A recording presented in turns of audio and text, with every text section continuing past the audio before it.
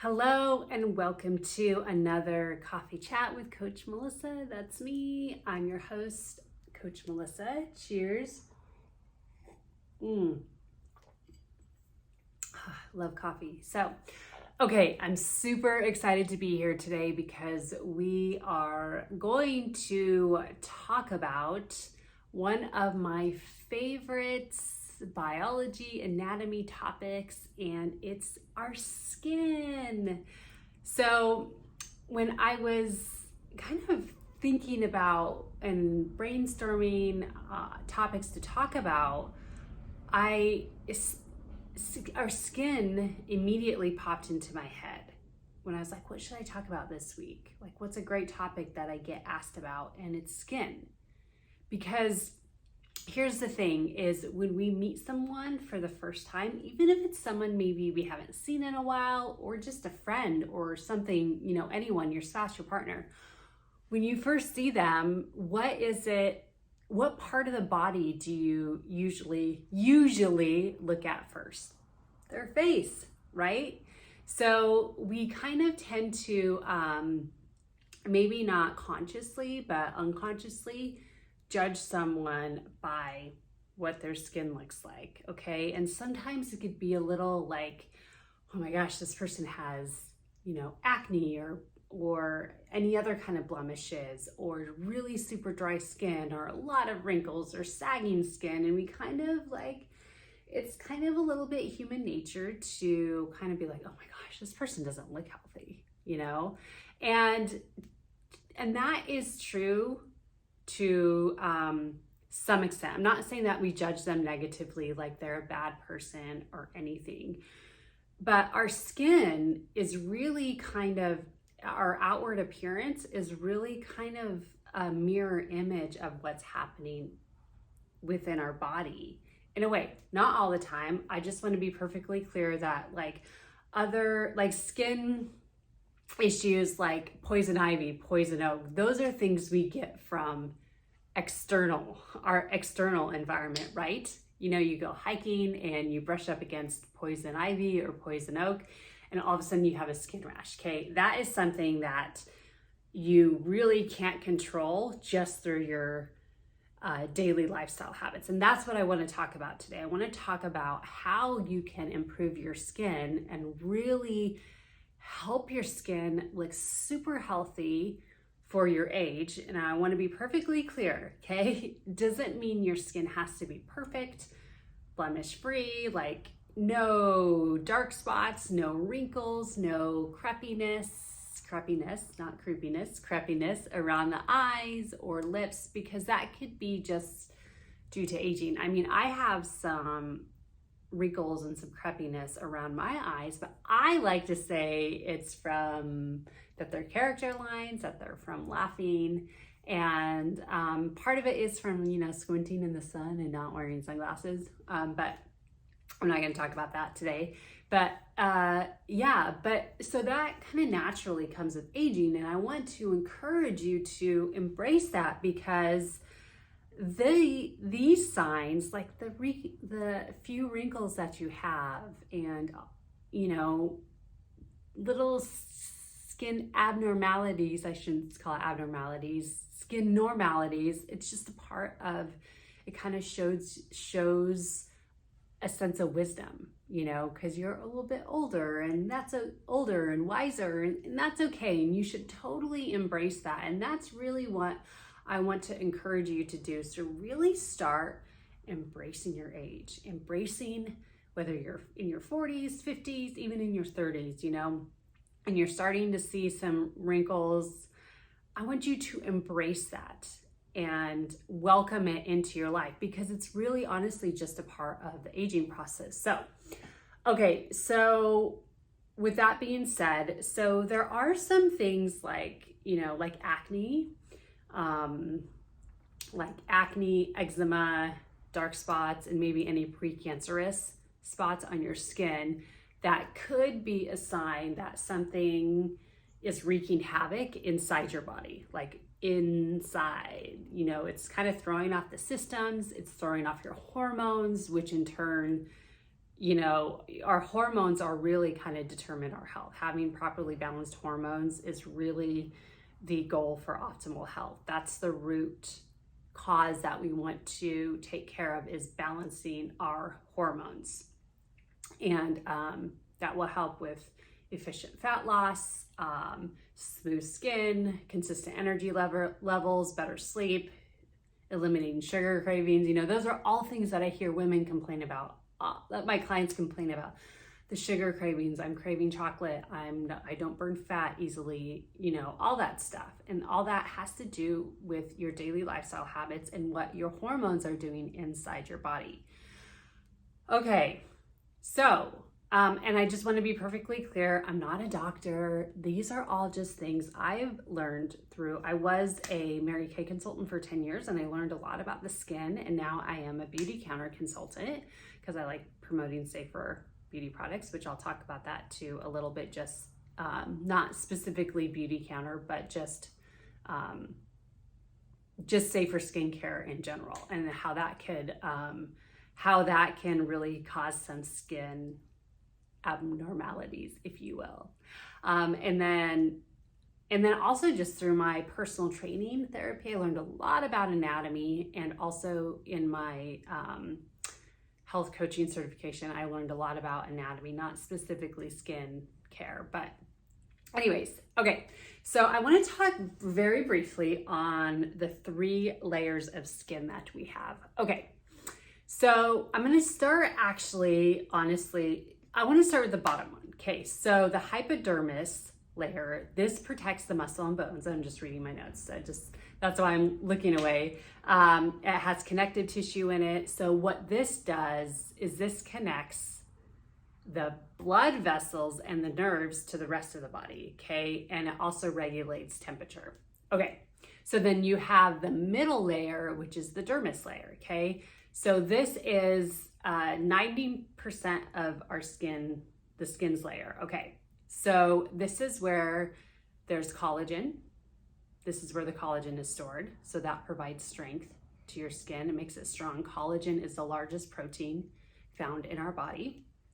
Elastin, which provides the flexibility. So if you pinch your skin and it doesn't go back to the normal formation quickly, that means you don't have a lot of flexibility in your skin. You don't have a lot of elastin. Saggy skin, there's not a lot of elastin in there.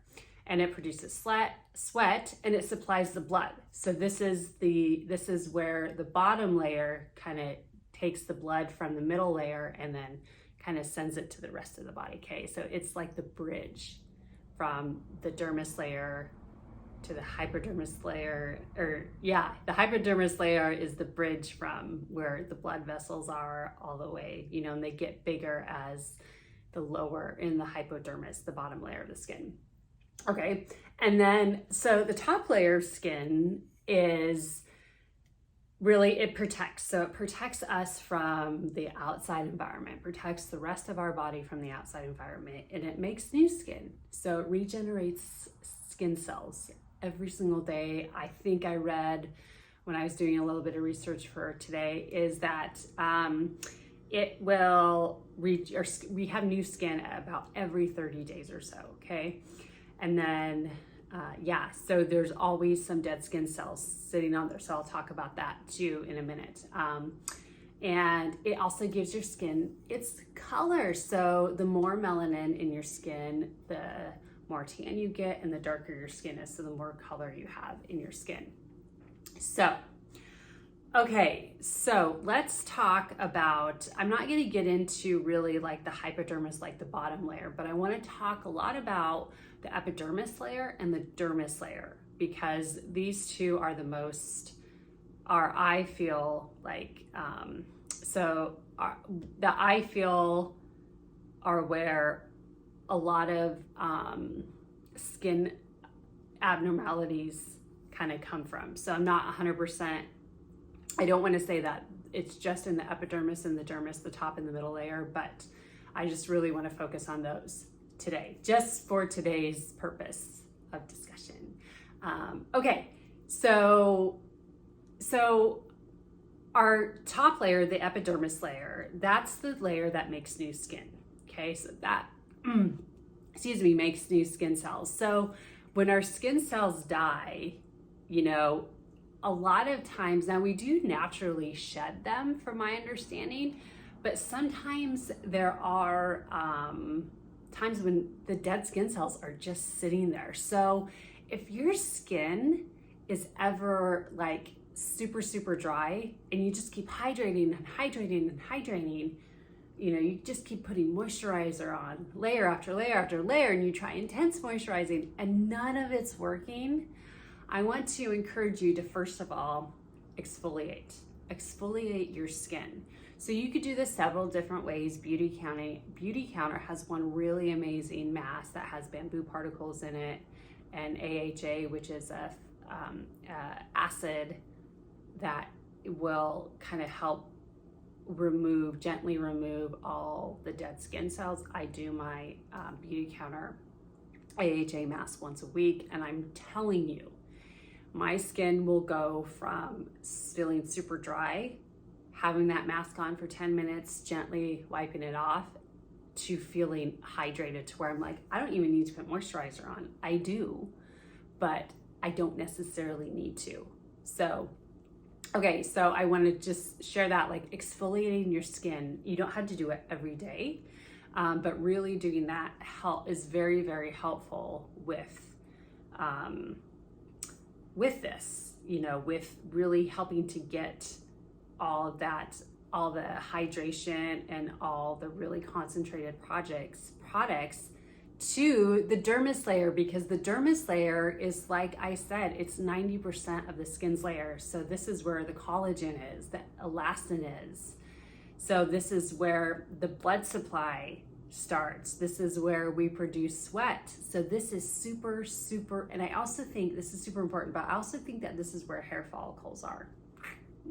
Not 100% on that, but I'm pretty sure that the dermis layer, and it makes sense because it's 90% of the skin layer. So that's, to me, that's kind of common sense for my biology knowledge, but you know, I could be wrong. Just don't quote me on that, okay? Just fact check me, okay?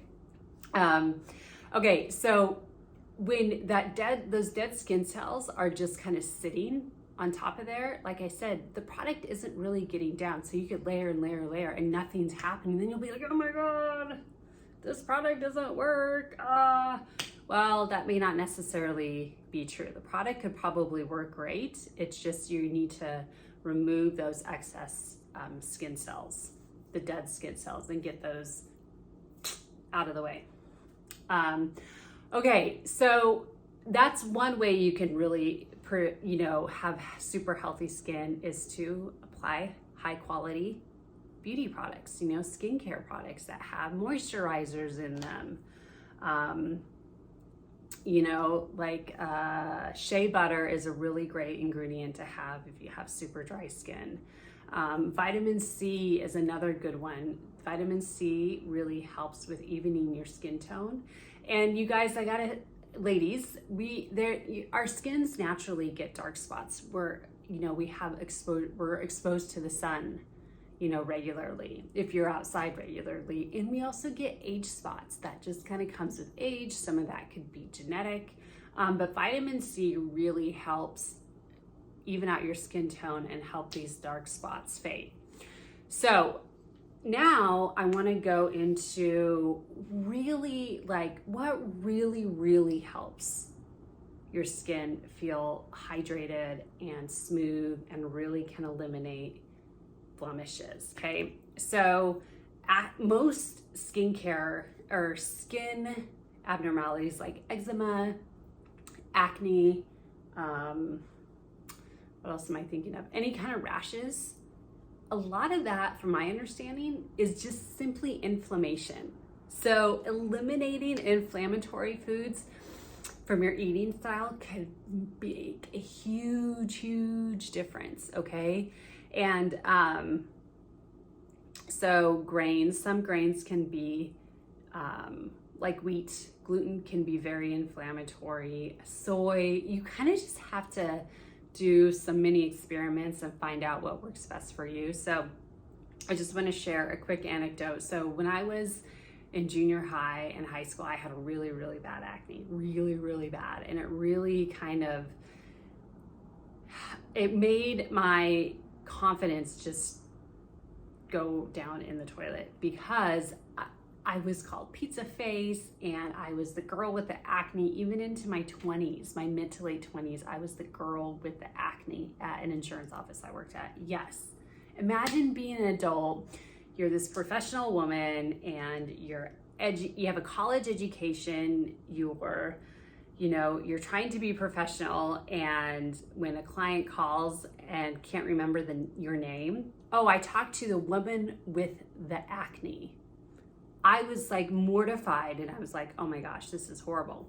So anyways, fast forward, when I really cleaned up my diet, like really started focusing on mostly whole foods, like 90% of the time whole foods, eliminated most of the gluten from my eating style, my skin cleared up. It was amazing. So that was one thing that I did. So really what you put in your body is beneficial. And grains can or cannot be, I'm going to say they can be inflammatory, but everybody's body reacts differently to it. One thing that grains do is they have something in them called an anti-nutrient. So what is an anti-nutrient? An anti-nutrient prevents your body from actually absorbing nutrients. So you could be eating grains, like a ton of grains, and you could be eating a ton of like vegetables and fruits and healthy meats and fatty fish to really get that fish oil and the omega-3s. But maybe your body is just not even absorbing those because you're eating too many grains. So there's a lot more involved, and I don't want to get too technical. I can go on forever on this, and maybe later on I'll do like a series of these to really kind of go into more detail. But so that also makes a difference too. So really focusing on eating like antioxidant rich foods, not completely eliminating anti-inflammatory foods or inflammatory foods like grains and omega-6. Omega-6 is a fatty acid that is prominent in like vegetable oils like canola oil, safflower oil, soybean oil as well, all the really bad industrial seeds oils, and that can cause a lot of havoc in your body as well and cause a lot of inflammatory. So really focusing on eliminating those most of the time. Like I said, you don't have to do it 100% of the time. I still eat bread sometimes. I love bread. I love a fresh baked sourdough bread with butter just melted on it. Oh my gosh, it's so good. And I do eat it. I do eat baked goods occasionally, but I tend to avoid those because what I noticed was when I did start avoiding those most of the time, my skin started to clear up. And I felt better too. Like I physically felt better, and I had other health issues kind of just naturally fade away. And then the other thing I want to say is to be very careful with the skincare products you put on your skin, because I was using Mary Kay for years. For 10 years I used it, and my skin got a little bit better, but once I cleaned up my eating style, my skin started to improve. And then when I stopped using those products and started using more natural products, and then kind of shifted to beauty counter products, my skin improved so much. Now, you might be saying, but Melissa, you're in your 40s, you were in your 30s, that naturally happens. It does not necessarily happen as you age, okay? A lot of it has to do with what we put in our body, what's going on inside, and what we're putting on our body. So just be very, very strategic with the skincare products you use. There are so many cleaner and safer beauty companies forming today, like emerging, like coming out of the woodworks. Beauty Counter isn't the only one. Beauty Counter is doing a lot, and that's one of the reasons why I love them. They're actually very proactive with their products and getting getting like regulations changed in the skincare and beauty industry, which I won't get into today. Maybe I'll talk about that next week. But I really want to just encourage you just to do your research. The environmentalworkinggroup.org is a great resource. I'll put it down below in the notes. And yeah, so just be very choosy. And like I said, Beautycounter is not the only one. Before I discovered Beautycounter, I was using 100% pure for some of my beauty products because it was cleaner and I loved the company and everything. And then I just fell in love with Beautycounter even more. So I hate to break up with 100% pure. Sorry, 100% pure. It was a fun relationship while it lasted, but time to move on. So anyway, so really what you put in your body and what you're putting on your body, those two are huge factors. And you know, there's other factors like stress and heat. The weather really affects my skin. I notice when it's super dry out, my skin just like, I feel like it just like shrivels up. So I have to put extra layers of moisturizer on. But those are the two main things, what you're putting on your body, the ingredients, because the ingredients in your skincare products can be toxic and they could be doing the opposite of what they're meant to do. So, and then also what you put in your body, you know, eat healthy oils too. That will really help hydrate, like avocado oil, coconut oil, olive oil. Those are really healthy foods. So, and just focus on eating whole real foods and you'll be good. You'll get all the nutrients that your body and your skin needs. So, okay, I hope this is educational for you and exciting. I love geeking out on skincare. So maybe I'll do another skin video next week or the week after. I don't know. But anyways, thanks so much for watching.